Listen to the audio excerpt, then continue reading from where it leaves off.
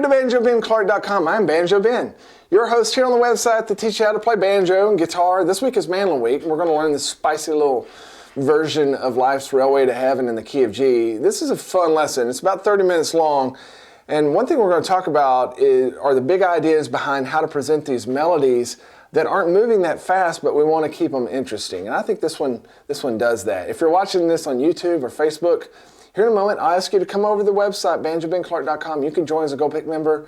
You can watch this lesson, hundreds of other ones. I've got 3 different speeds of jamtracks you can download, and then the tabs exactly as I just played it. Let's jump right into this one. Let's learn a challenging solo for Life's Railway to Heaven. We're going to do this one in the key of G today, which is a good key to sing it in. And whenever folks solo over this song, they'll solo over the verse chord progression, which lasts a long time, which is why a lot of times people will split it between 2 different instruments. We're not going to split it.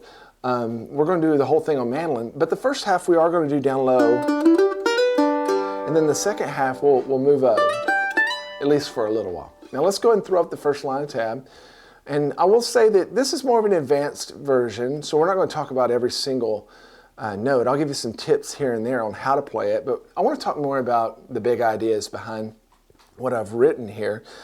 You'll notice that we have our lyrics beneath each one of the notes, and then also we have those pick stroke arrows, which come in handy later on whenever we get into some more difficult cross-picking type licks. Now immediately what sticks out to me in this song is that the melody moves mighty slow. And what I mean by that is the melody will often hang out on a note for 3 or 4 beats.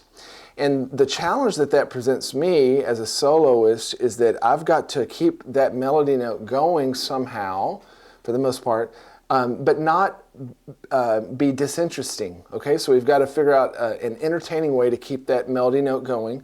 We're going to see that here in the first line. I might be tempted to go the other way and just play a bunch of licks while the melody note's hanging out there, and we don't want to do that either. So the melody goes like this. Life is like a mountain railway. So on like, it's going to hang out there for 4 beats. And on railway, it's going to hang out for 4 beats. So I've got to think about what am I going to do? It's not that difficult to get to them, but once we get there, what are we going to do? And what I'm going to use a whole lot are just some cross-picking type techniques. What I mean by that is just jumping back and forth between the strings, not cross-picking in the strictest sense of the word. But we're going to walk into it here starting on the second beat. 1, life is like, and I'm also going to slide into the notes a lot of times just to keep it interesting. Like mountain railway. And so as we land there on way, we're going to be stuck there for 4 beats, and so I'm going to this time work the string above it, and we're going to do this type of lick a bunch. And so as we hold out this melody note here, really quickly we're coming up and we're sliding fast with our index finger. And that may take a little practice if you've never done that before. You might just want to practice. That's a little 16th note slide. So let me just play through this first line for you slowly. We'll do it much slower later on. 1, 2, 3, 4.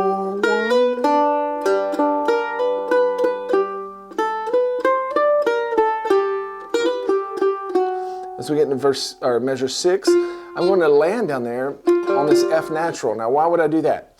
Well, I'm going to walk my way down because that's the 7th tone of a G chord, and that's going to hint to my listeners that I'm getting ready to go to a C chord. Now, when we get to measure 7, we're going to that C chord that I just hinted at with this flat 7 tone, and my melody is here. And so this time I'm going to approach that long melody note a little differently. We're going to play some triple stops here. And what I want you to do is slide into that melody note with your middle finger, and then above it, we're going to play this harmony note, sliding from 2nd to 3rd. So it sounds like this. And since we are playing the key of chord of C, this E string up here also works into that, so it's okay if you hit it. So we're just going to do any kind of syncopated pattern on that to kind of reinforce that melody note. With an engine. So, you know, the most simple thing that we could do is just play straight 8th notes on it. I'm going to slide into it, 1 and 2 and then on the 3rd beat there, measure 7, you'll see those little gray boxes. That means I'm just going to mute those notes. I'm going to lightly pull my fingers up, not all the way off the strings, but just release the pressure. so that it kills the notes, and we create kind of a little percussive sound. So measure 7 sounds like this. Now you'll notice that the E string still rings out, and that's okay. Oh, drop my pick. And with the magic of the camera, we're right back. But measure 7 sounds just like this. Okay, so that's an interesting way to present that. And as we go into measure 8, we're going to continue that little move. And then I want you to take this whole position and just move it down a string and 2 frets for that, for the word that's. And then we land there on brave. And then we have some time to fill there at the end of measure 9. Let's play this line. 1,